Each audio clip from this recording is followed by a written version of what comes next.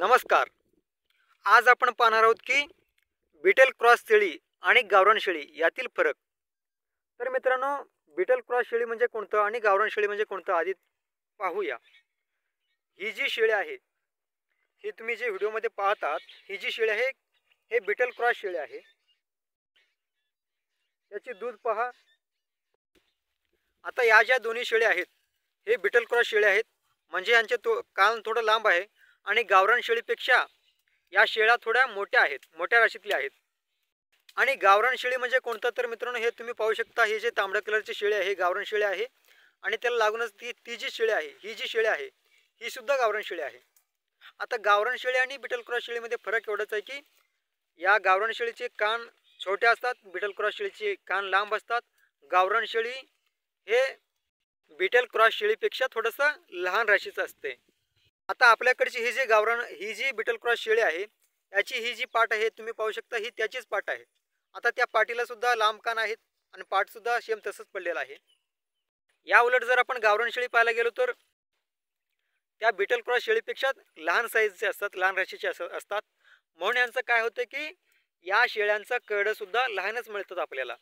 मग करडू लहान म्हणजे आपल्याला उत्पन्न हे बीटल क्रॉस शेळीपेक्षा गावरान शेळीचं कमी मिळणार, कारण ह्याचे करडू लहान असते. त्याचं वजन वाढ कमी होत आहे. वजन वाढ कमी झालं तर ज्यावेळेस मार्केटला विक्रीला येणार आहे त्यावेळेस सुद्धा ते कमी किमतीमध्ये जाणार आहे. आणि बीटल क्रॉस शेळीचे काय असते, मोठ्या राशीतली शेळी असल्यामुळे त्याचे करडं सुद्धा मोठे मिळतात आणि त्याची उत्पन्न जास्त असते. आता बीटल क्रॉस शेळी सुद्धा 2च करडू देते आणि गावरान शेळी ही 2च करडू देतात. मग आता मुद्दा येतो की आपण बीटल क्रॉस शेळी करण्यापेक्षा बीटलच शेळी केल्या पाहिजे. त्याच्यामध्ये फरक काय? जर आपण क्रॉसमध्ये न करता प्युअर बीटल लाईनमध्ये जर आपण शेळीपालन करायला गेलो तर एकतर शेळी मोठा असणारच आहे, पण त्याची किंमतही जास्त असणार. बीटल क्रॉस शेळीच्या किमतीपेक्षा दुप्पट किंमत हे बीटल शेळीचा, प्युअर बीटल शेळीचा आहे. आणि अजून एक दुसरा गोष्ट काय मित्रांनो, प्युअर बीटल लाईनची शेळी ही बहुधा एकच करडू देते. क्रॉसमध्ये जी शेळी असते ती कमीत कमी 2 आणि 3 करडं देत असते. आता आपल्याकडे बरेच 7-8 शेळ्या आहेत की बीटल क्रॉस शेळ्या, त्या प्रत्येक शेळी 2-2 करडं देतात आणि काही शेळ्या 1-2 वेळा 3-3 पण दिलेल्या आहेत. तर या शेळ्या 2 आणि 3 करडं देतात. ही पाहू शकतो मी, ही जी शेळी आहे ही आपल्याकडे 3 करडं दिलेलं आहे आणि त्याचे दूध पण चांगले आहेत. त्या 3 करडांना पुरेल इतकी त्याची दूध आहेत. अशा पद्धतीने जर आपल्याला 3 कडू दिली आणि त्याला दूध पण पुरले आणि मोठ्या राशीतली शेळी असल्यामुळे मोठे मोठे कडे जर मिळाले तर त्याची कडं साधारणतः 8-10-12 हजार रुपयाला त्याची कडं जातील. आणि अजून एक गोष्ट काय मित्रांनो, जर आपण प्युअर लाईनमध्ये करायला गेलो तर त्याची करडाचे जे वजन आहे तेवढं जास्त होणार नाही, पण क्रॉसमध्ये करायला गेलो तर निश्चितपणे त्याचे वजन जास्त होणार आहे.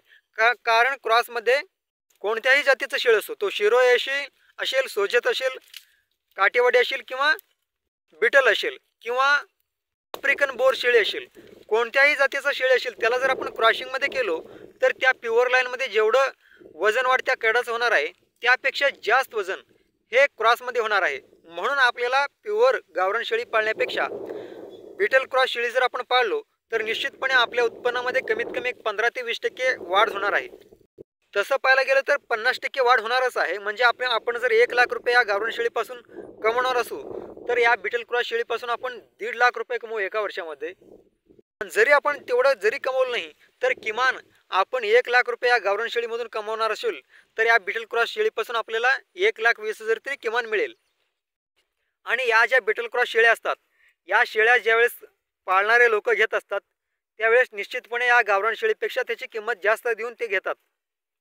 कारण याची लांब कान असतात, शरीराची स्ट्रक्चर हे थोडं वेगळं असतंय आणि शरीरावर चमक असतंय. आता या बीटल क्रॉस शेळीची आपण करडू पाहूया. म्हणजे जी आता पाट मोठी झालेली आहे ते तुम्हाला दाखवतोय. ही जी पाट आहे ही गावरान शेळीला बीटल क्रॉस बोकड क्रॉस केल्यानंतर मिळालेली पाट आहे. हे पाहू शकता तुम्ही, अतिशय चमकदार आहे पाट आणि ह्याची कान थोडंसं लांब आहे. पाहू शकता तुम्ही, याला उस्मानीबादी सुद्धा काही जण म्हणतात, पण ही उस्मानीबादी शेळी नसून ही गावरान शेळीला बीटल क्रॉस बोकड क्रॉस केल्यानंतर मिळालेली पाट आहे. अशा पद्धतीने तुम्ही बीटल क्रॉस बोकड जर आपल्या शेळीला सोडलात तर निश्चितपणे आपल्याला करडू सुद्धा अतिशय चमकदार मिळणार आहेत. आणि करडाच्या शरीरावर जेवढं चमक असेल तेवढं त्या ठिकाणी आपल्याला किंमत जास्त मिळणार आहे. म्हणून आपली आहे ते पारंपरिक पद्धतीमध्ये थोडासा आपण नवीन पद्धत जर यूज केलो तर निश्चितपणे आपल्याला जे उत्पन्न मिळणार आहे त्यापेक्षा निश्चितपणे जास्त मिळणार आहे. म्हणून आपण काय करायचं की गावरान शेळीच ठेवायची आपल्याला. या गावरान शेळ्यांबरोबर फक्त एखादी बोकड ही बीटल क्रॉस किंवा प्युअर बीटल लाईन मधलं आणायचं आणि त्या या गावरान शेळ्यांना ते क्रॉस करायचं. म्हणजे काय होतं की आपल्याला त्यापुढे मिळणारे जे कड असतात त्या मोठ्या जातीतले मिळणार आहेत आणि त्यांच्या शरीरावर चमक जास्त असणार आहे आणि त्यांचे वजनवाढ झपाट्याने होणार आहे. आपल्याला जे या बीटल क्रॉस शेळीचा रिझल्ट मिळाला आहे ते म्हणजे मित्रांनो, शेळी व्याल्यानंतर परत 1 ते 2 महिन्यामध्ये परत गाभ राहते आणि गाभ राहिल्यानंतर 2 महिन्यापर्यंत त्याला भरपूर दूध असतात. 2 महिन्यानंतर ते आटायला येते. म्हणजे जर ती शेळी 1.5 महिन्यानं गाभ राहिली तर पुढचे 2 महिने परत त्या शेळीच्या कडाला दूध प्यायला मिळणार. म्हणजे आधीचे 1.5 महिने आणि नंतरचे 2 म्हणजे असं 3.5 महिने त्या शेळीच्या कडाला दूध प्यायला मिळाल्यामुळे ते कडू सुद्धा चांगल्या पद्धतीने तंदुरुस्त होते आणि आपल्या शेळीची सुद्धा वेत लवकर मिळाल्यामुळे आपलं उत्पन्न सुद्धा जास्त मिळते. आता ही जी पाट आहे ही सुद्धा आपल्या बीटल क्रॉस शेळीचीच आहे. ह्याच्या सुद्धा शरीरावर तेज पहा आणि थोडंसं कान लांब आहेत. ही जरी पाट आपल्याला दिसायला छोटी जरी दिसत असेल, एवढं जरी या छोटी पाट असेल तरी आपल्याला ह्या पाटीपासून 2-2 कडं मिळतात आणि त्या 2-2 कडांना सुद्धा पोटभर दूध मिळतात. म्हणून ह्या बीटल क्रॉस शेळ्या जे आहेत ते गावरान शेळीपेक्षा भारी आहेतच. त्या व्यतिरिक्त जे प्युअर बीटल लाईन मधले शेळ्या आहेत त्यांच्यापेक्षा जास्त उत्पन्न देतात. म्हणजे काय होतं, या त्या प्युअर बीटल लाईन मधल्या शेळ्या एक कडं देतात आणि ह्या 2-3 कडं दिल्यामुळे यांचे उत्पन्न जास्त होते. अशा प्रकारे तुम्हाला व्हिडिओ आवडला असेल असं मी गृहीत धरतोय. आवडला असेल तर तुम्हीही बीटल क्रॉस शेळ्या पाळायला सुरुवात करा आणि व्हिडिओला लाईक करा. जय जवान जय किसान.